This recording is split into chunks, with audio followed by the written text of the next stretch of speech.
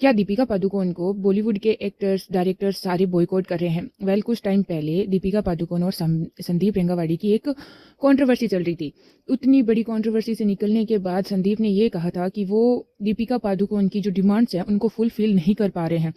उनके 25 बॉडीगार्ड का रहना खर्चा, 5 स्टार में रहना, उन्हें अच्छी सर्विस देना, एंड इसके अलावा दीपिका पादुकोण का ये कहना कि वो 6 घंटे से ज़्यादा काम नहीं करेगी, वो ये फीस लेगी, वो ये करेगी, और उसके बाद में उस मूवी में तृप्ति को साइन कर लिया गया। उतनी बड़ी कंट्रोवर्सी के बाद अब दीपिका पादुकोण को कल्कि 2 से भी बाहर निकाल दिया गया है। कल्कि 2 के डायरेक्टर्स ने खुद ये कंफर्म किया है कि जो दीपिका पादुकोण है वो कल्कि 2 की पार्ट नहीं रहेगी, क्योंकि उनका कहना है कि जो दीपिका पादुकोण की डिमांड्स है वो फुलफिल नहीं कर पा रही हैं इसलिए, और जो दीपिका पादुकोण का बिहेवियर है वो बहुत ही अनप्रोफेशनल है।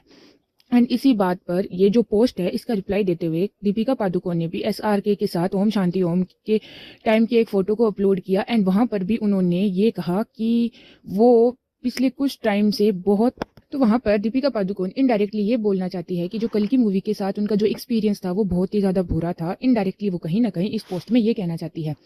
यहाँ पर कुछ लोगों को ये भी लगता है, मैंने कुछ कमेंट पढ़े थे कि जो दीपिका पादुकोण है उसका जो PR है वो बहुत ही ज़्यादा टॉक्सिक है एंड बहुत ही ज़्यादा हाई है। यहाँ पर दीपिका पादुकोण ने एक स्टेटमेंट दिया था कि जो कल्कि 2 है, दीपिका पादुकोण ने तो नहीं दिया, उनकी जो PR टीम है उन्होंने ऐसा कहीं कहा है कि जब कल्कि 2 मूवी की शूटिंग चल रही थी तो वहां पर सेट पर चीज़ें फेंकी जा रही थी, और जो फायर के लिए शूट किया जा रहा था वहां पर दीपिका के लिए कोई सिक्योरिटी भी नहीं थी, वहाँ पर ये सब चीज़ें अच्छी नहीं थी, ये नहीं था, वो नहीं था। तो ये बहुत सारे नेगेटिव PR चलाया गया उस कल्कि 2 मूवी के लिए और उनके डायरेक्टर के लिए। यहाँ पर डायरेक्टर की चॉइस होती है कि वो किसे साइन करेंगे, किसे साइन नहीं करेंगे, लेकिन यहाँ पर गलती डायरेक्टर की भी है, क्योंकि दीपिका पादुकोण की जो मैनेजर और PR टीम है उन्होंने ये कहा है कि जब ये कल्कि 2 मूवी के लिए साइन किया जा रहा था तब दीपिका पादुकोण को सिर्फ एक ही पार्ट के लिए साइन किया जा रहा था। उन्हें ये नहीं पता था कि कल्कि 2 को पार्ट 1 पार्ट 2 में डिवाइड करेंगे। ये जो डिवाइड किया है उन्होंने, इसके बारे में दीपिका पादुकोण को कुछ भी पता नहीं था, उन्हें बाद में पता चला था। और रही बात स्टाफ की, तो जो फिल्म प्रोड्यूसर होते हैं वो makeup artist, dress costume artist, and उसके अलावा सेट पर रहने का, और जो बॉलीवुड के जो स्टार्स होते हैं उन्हें सिक्योरिटी देने का, सेट पर सिक्योरिटी देने का, सेट पर कैमरे का, और बहुत खर्चा होता है। उसके अलावा अगर कोई डायरेक्टर अपने हेल्पर, अपनी कुकिंग को साथ में लेके जा रहे हैं या अपने किसी भी फैमिली मेम्बर को साथ में लेके जा रहे हैं, उसका खर्चा भी यहाँ पर प्रोड्यूसर को उठाना पड़ता है, जो उन्हें बहुत ज़्यादा महंगा पड़ता है। यहाँ कहीं ना कहीं उनके लिए डबल खर्चा हो जाता है। एक बार कियारा आडवाणी की भी ये कंट्रोवर्सी सामने आ रही थी कि वो किसी भी मूवी के शूट के लिए जाती है तो वो अपनी मदर को साथ में लेके जाती है, एंड वो अपने कुक को भी साथ में लेकर जाती है, जिसका खर्चा भी प्रोड्यूसर को उठाना पड़ता है। यहाँ पर कियारा आडवाणी सिर्फ 2 लोगों को साथ में लेके जा रही है, लेकिन दीपिका पादुकोण की डिमांड थी यहाँ पर 25 लोगों के रहने खाने पीने की, और वो 5 स्टार होटल की भी डिमांड कर रहे थे। एंड उसके अलावा कल्कि 1 मूवी में उनकी जो स्टाफ है उन्होंने शिकायतें भी की थी कि कल्कि 2 के दौरान जो उनके स्टाफ मेंबर को जो फैसिलिटीज दी गई है वो उन्हें बहुत ही ज़्यादा बेकार लगी, क्योंकि जो उनका होटल था वो सेट से 2 घंटे दूर था, एंड उसके अलावा उनके जो होटल था वो भी अच्छा नहीं था।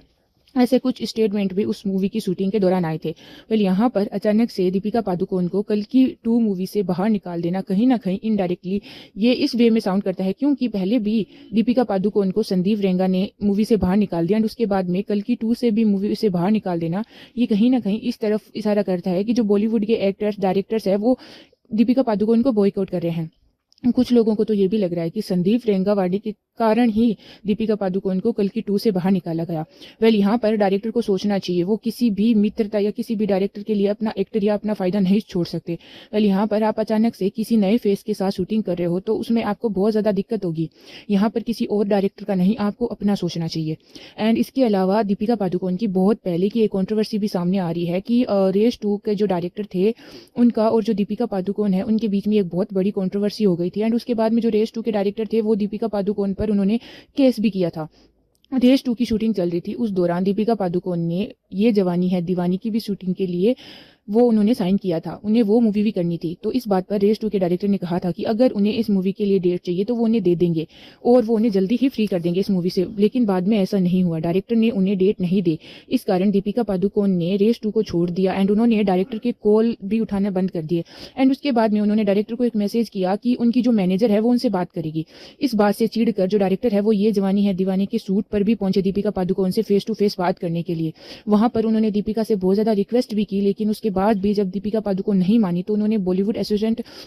में कंप्लेंट कर दी एंड इस कंप्लेंट के बाद बाहर ही दीपिका पादुकोण और उस डायरेक्टर का समझौता हो गया एंड उसके बाद में दीपिका पादुकोण ने रेस 2 भी की थी एंड ये जवानी है दीवानी भी की थी। तो यहाँ पर कहीं ना कहीं कुछ लोगों को ये कहना है कि जो दीपिका पादुकोण का जो बिहेवियर है वो हमेशा से ही डायरेक्टर को लेकर रूड रहा है, वो बहुत ही ज़्यादा अनपर्पसफुल है और वो काम को लेकर बहुत ही ज़्यादा लेजी है। क्योंकि यहाँ पर डायरेक्टर का ये कहना है कि एक तो वो अपने इतने ज़्यादा बड़े स्टाफ के लिए ऐसी ऐसी डिमांड रखती है, उसके बाद में वो अपना काम भी कहीं ना कहीं कम रखती है। तो यहाँ पर डायरेक्टर को बहुत ज़्यादा अनकंफर्टेबल फील होता है दीपिका पादुकोण के साथ काम करने के लिए, क्योंकि एक डायरेक्टर कहीं ना कहीं इतनी ज़्यादा डिमांड्स फुलफिल नहीं कर पाता है,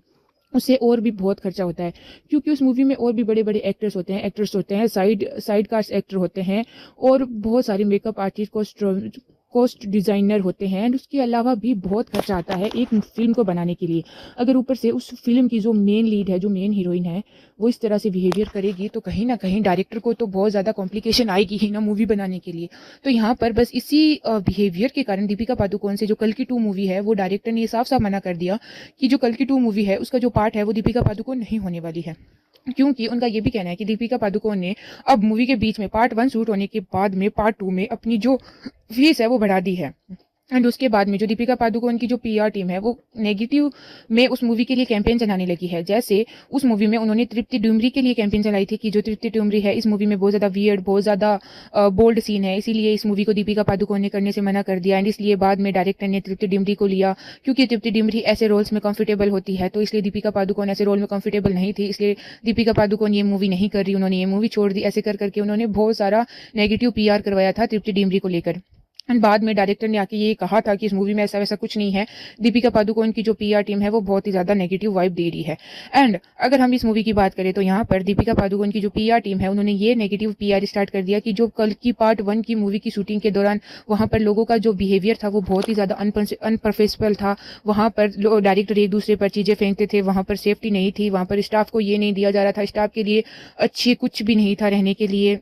एंड और भी बहुत कुछ। जैसे वो एक फायर वाला सीन था, उसके अंदर कोई सेफ्टी नहीं थी, उन्हें बिना किसी सेफ्टी के वो सीन करना पड़ा। एंड इस मूवी को लेकर उनकी जो दीपिका पादुकोण की जो पीआर टीम है उन्होंने ये नेगेटिव पीआर चलाना स्टार्ट कर दिया। तो यहाँ पर कहीं ना कहीं लोगों को ये तो ऑफकोर्स कन्फर्म ही है लगेगा कि जो दीपिका पादुकोण का जो पीआर टीम है वो बहुत ही ज़्यादा हाई है और बहुत ही ज़्यादा टॉक्सिक है, क्योंकि पहले ही वो एक एक्टर को लेकर बहुत ज़्यादा हर लिमिट तक जा चुके हैं एंड यहाँ पर भी इस सीन में वो हर लिमिट तक जा चुके हैं। तो यहाँ पर कहीं ना कहीं जो गलती है वो दोनों साइड की है। तो आई डोंट नो कि यहाँ पर जो डायरेक्टर है उनको इस तरह से दीपिका पादुकोण को मूवी से निकाल देना चाहिए था